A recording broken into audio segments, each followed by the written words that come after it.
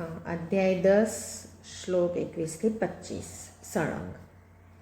आदित्यानामहं विष्णु ज्योतिषां रविरंशुमान् मरीचिर्मरुतामस्मि नक्षत्राणामहं शशि वेदानां सामवेदोऽस्मि देवानामस्मि वासव इन्द्रियाणां मनश्चास्मि भूतानामस्मि चेतना रुद्राणां शङ्करश्चास्मि वित्तेषो यक्षरक्षसां वसूनां पावकश्चास्मि मेरुः शिखरेणामं पुरोधसां च मुख्यं मां विधि पार्थ बृहस्पतिं सेनानीनामहं स्कन्द सरसामस्मि सागर महर्षीणां भृगुरहं गिरमम्येकमक्षरं यज्ञानां जपयज्ञोऽस्मि स्थावराणां हिमालय। હવે એના મિનિંગ જોઈએ તો આ અધ્યાય 10ની અંદર હવે કૃષ્ણ કહે છે કે હું આ છું વિભૂતિ બધી જુદી જુદી વિભૂતિઓમાં એ કહે છે કે આની અંદર હું આ છું, આની અંદર હું આ છું, એટલે એ પ્રોસેસમાં આગળ એ એક્સપ્લેન કરે છે કે આદિત્યાનામ અહમ વિષ્ણુ જ્યોતિષામ રવિઃ અંશુમાન મરીચિઃ મરુતામ અસ્મિ નક્ષત્રાણામ અહમ શશિ। એટલે હે અર્જુન, હું અદિતિના 12 પુત્રોમાં વિષ્ણુ અને જ્યોતિઓમાં અંશુમાલી સૂર્ય છું તથા 49 વાયુ દેવતાઓનું તેજ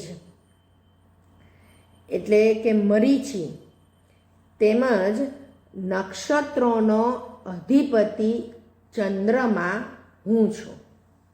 એટલે હમણાં જે આપણે વાત કરી નક્ષત્રો અને આ ચંદ્રના બેઝ ઉપરનું આપણું આ કેલેન્ડર, એટલે આની અંદર હવે કૃષ્ણ કહે છે કે ક્યાં ક્યાં હું છું। હવે મરીચી કીધું, મરીચિર મરુતામસ્મિ, એટલે 49 મરુતોના નામોમાં મરીચી નામ ક્યાંય પણ જોવા નથી મળ્યું, માટે મરીચીને મરુત ન માનતા સમસ્ત મરુત ગણોનું તેજ અથવા કિરણો માન્યું છે। એટલે હવે આ અદિતિના 12 પુત્રો,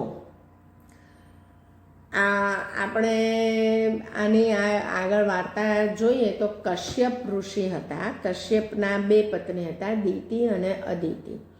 તો અદિતિના આ 12 પુત્રો બધા જુદા જુદા નાગ ને વરુણ ને બધા જાત જાતની જાતિના 12 પુત્રો કીધા છે, અને દિતિને આ બધા અસુરો જન્મ્યા, હિરણ્યકશિપુ ને એના પછી આખું મનુષ્ય જીવન સુર અને અસુર, દેવ અને અસુરની વચ્ચે જ ઝઘડા ચાલ્યા છે। હવે આ વસ્તુ આપણે સિમ્બોલિકલી પણ જોઈએ તો દેવ અને અસુરના ઝઘડા છે। તો આ યથા પિંડે તથા બ્રહ્માંડે એવું જે કહે છે, તો એટલે તથા બ્રહ્માંડે યથા પિંડે, એટલે કે દેવ અને અસુર જો આપણે બ્રહ્માંડમાં એ બેના ઝઘડા આપણે જોઈ રાખીએ તો એ જ વસ્તુ આપણા પિંડમાં બી છે, આપણા મનમાં પણ સારું અને ખરાબ એ બે વચ્ચેના દ્વંદ્વ યુદ્ધ ચાલતું જ રહે છે। અને જ્યારે આપણે ખરાબ વસ્તુ કરીએ છીએ એટલે દેટ મીન્સ કે આપણે આસુરી મતિવાલા થઈ ગયા છીએ, તો એ આસુરી કામ કરીએ છીએ, અને જ્યારે આપણે સારું કામ કરીએ છીએ તો એને દેવી કામ કહીએ છીએ। એટલે એ જ વસ્તુ આપણા મનની અંદર પણ ચાલતું રહેતું હોય છે। એટલે અહીંયા આગળ કહે છે કે અદિતિના 12 પુત્રોમાં વિષ્ણુ હું છું અને જ્યોતિઓમાં અંશુમાલી સૂર્ય, એટલે કે આટલા બધા સૂર્યો હોય અને એનો જે પ્રકાશ હોય છે જ્યોતિ, તો એમાં સૂર્ય હું છું તથા 49 વાયુ દેવતાઓનો તેજ તેમજ નક્ષત્રોમાં અધિપતિ ચંદ્રમાં હું છું. એટલે આ મેન વસ્તુ કે એમાં હું જ છું. પછી કહે છે કે વેદાનામ સામવેદ, અસ્મિ દેવાનામ અસ્મિ વાસવ, વાસવ એટલે ઇન્દ્ર, ઇન્દ્રિયાણામ મનઃ એટલે ઇન્દ્રિયોમાં, એ ઇન્દ્રિયો એટલે આપણી સેન્સીસ, ઇન્દ્રિયાણામ મનઃ ચ અસ્મિ ભૂતાનામ અસ્મિ ચેતના. એટલે કહે છે કે વેદોમાં સામવેદ હું છું. 4 વેદો છે, સામવેદ, અથર્વવેદ, યજુર્વેદ અને સામવેદ, અથર્વવેદ, યજુર્વેદ અને કયો વેદ?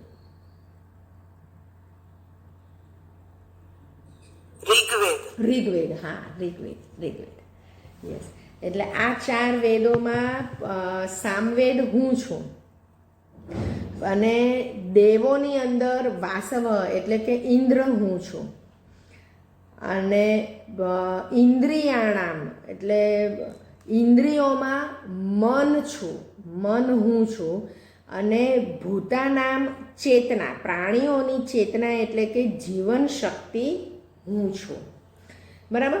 હવે જુઓ, આ પ્રાણીઓમાં ચેતના કીધું, ચેતના તો આપણામાં પણ છે, પણ આ પ્રાણીઓમાં ઇન્દ્રિયો છે પણ મન નથી. એટલે આ પ્રાણી અને મનુષ્યમાં આ બે ડિફરન્સ થયો અને એ ઇવોલ્યુશનના એની અંદર આ જ્યારે ડિફરન્સ થયો એટલે કે ઇન્દ્રિયોમાં મન હું છું અને એટલે કે મનુષ્ય એ હાયર લેવલ ઓફ ઇવોલ્યુશન થયું, એને મન આપ્યું અને કે એ મન હું છું અને પ્રાણીઓને ચેતના આપી. ચેતના આપણામાં પણ છે પણ એ એક્સક્લુઝિવ પ્રાણીઓના માટે રાખીએ એટલે કે પ્રાણીઓની ચેતના હું છું. બરાબર.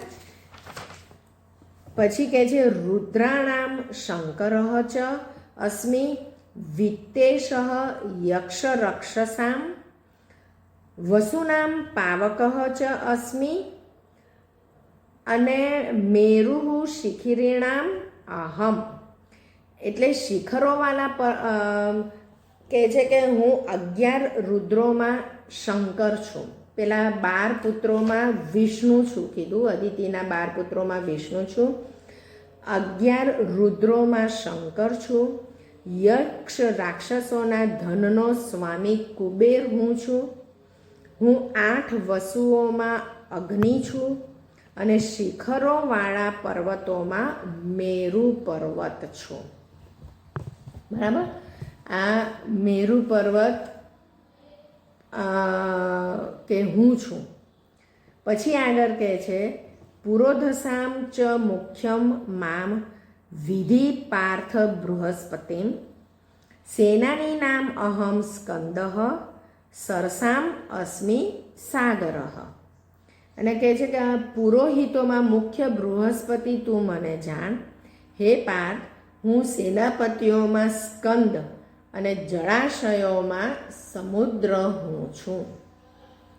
એટલે આ બધી જળ, ચેતન, લિવિંગ, નોન લિવિંગ, હવે આ શિખરોવાળા પર્વતો કીધું. બરાબર. કે એમાં પણ મેરુ હું છું. એટલે કે એ આપણને નોન લિવિંગ લાગે, જડ લાગે, પર્વત છે, પણ એમાં પણ કૃષ્ણ છે. હવે આ કૃષ્ણ, આ ચેતના, એ જે આપણે જો અત્યારના સંદર્ભમાં જોઈએ ને તો એ એક શક્તિ, અને આયન્સ્ટાઈને જે કીધું કે energy is neither created nor destroyed. It gets converted from one form to another form. તો આ જે પર્વતો, જે અચેતન, આપણે એને અચેતન કહીએ છીએ, તો એની અંદર એ લોકોએ શું કીધું કે એકદમ હેવી કન્સોલિડેટેડ એનર્જી ફોર્મ, એટલે એ સોલિડ સ્ટેટમાં આવી જાય. અને આપણે બધા જે ચેતના, જે લિવિંગ બીઇંગ્સને એ છે, તો એની અંદર એ માઇન્યુટ એ જે એનર્જી છે એ આપણાની અંદર મૂવિંગ લિવિંગ બીઇંગ રીતે આવે છે. પણ એ જ એનર્જી પર્વતોની અંદર સ્ટોર્ડ છે અને એ એટલી બધી સોલિડ સ્ટેટમાં એટલી બધી ભેગી થઈને સ્ટોર થયેલી છે ને કે એ આપણને જડ લાગે. પણ કૃષ્ણે કીધું કે આ મેરુ પર્વતમાં હું છું. આગળ આવે છે હિમાલય હું છું. એટલે કૃષ્ણના હિસાબથી હિમાલય એ એક જીવંત ચેતનાવાળું પવિત્ર સ્થળ છે. અને એટલે જ આપણા ઋષિમુનિઓ પણ હિમાલયમાં જઈને તપ કરતા હતા. કેમ બીજા કોઈ પર્વતોમાં જઈને તપ નહોતા કરતા? નહીં તો આપણા આખા ભારત દેશમાં તો બધા કેટલીય પર્વતમાળાઓ છે. વિંધ્યાચલ ને સાતપુડા ને અરવલ્લી ને બધી કેટલીય, અને સાઉથની બધી પર્વતમાળા, ઈસ્ટર્ન ઘાટ્સ, વેસ્ટર્ન ઘાટ્સ, એ બધી કેટલીય પર્વતમાળા છે. પણ ત્યાં આગળ કોઈ જઈને તપ નહોતા કરતા. તપ કરવું હોય તો બધા હિમાલયમાં જાય. કારણ કે કહે છે કે ત્યાં સ્થાવરાણામ હિમાલય, કે સ્થાવરોમાં હિમાલય હું છું. એટલે એમની જે શક્તિ હોય ને, એ વાઇબ્રેશનલ શક્તિ એ આપણામાં આવે. એટલે આવા અમુક સ્થળોનું ઇમ્પોર્ટન્સ એટલા માટે છે કે એ ખાલી એ જડ ફિઝિકલ લોકેશન નથી, પણ એની અંદર આ વાઇબ્રેશનલ શક્તિ બધી સ્ટોર થયેલી છે. એટલે 25મા શ્લોકમાં એ કહે છે મહર્ષિણામ ભૃગુહુ અહમ ગિરામ અસ્મિ એકમ અક્ષરમ. ગિરામ એટલે અર્થબોધક શબ્દોમાં, એટલે શબ્દોમાં કે એકમ એક અક્ષર એટલે કે ઓમકાર હું છું. યજ્ઞાનામ જપયજ્ઞોસ્મિ એટલે કે જપ યજ્ઞ, જપ આપણે કોઈ બી નામનો જપ કરીએ ને કે એ યજ્ઞ હું છું. અને સ્થાવરાણામ હિમાલય એટલે કે હું મહર્ષિઓમાં ભૃગુ ઋષિ છું. જો બીજા બધા ઋષિઓનું નામ નથી દીધું, પણ ભૃગુ ઋષિનું નામ દીધું છે. અને અર્થબોધક શબ્દોમાં એક અક્ષર એટલે કે ઓમકાર હું છું. અને સર્વ પ્રકારના યજ્ઞોમાં જપ યજ્ઞ અને સ્થાવરોમાં હિમાલય છું. હવે આને એની આગળ કીધું શિખિરીણામ મેરુ, એટલે કે શિખરોવાળા પર્વતોમાં મેરુ પર્વત હું છું. અને અહીંયા આગળ કીધું સ્થાવરોમાં હિમાલય હું છું. હવે આ બેની અંદરનું ડિફરન્સ શું છે એ એક્ઝેક્ટ સંસ્કૃતના વર્ડમાં મને નથી ખબર, કેમ આમાં શિખરીણામ મેરુ કીધું ને આમાં સ્થાવર હિમાલય કીધું.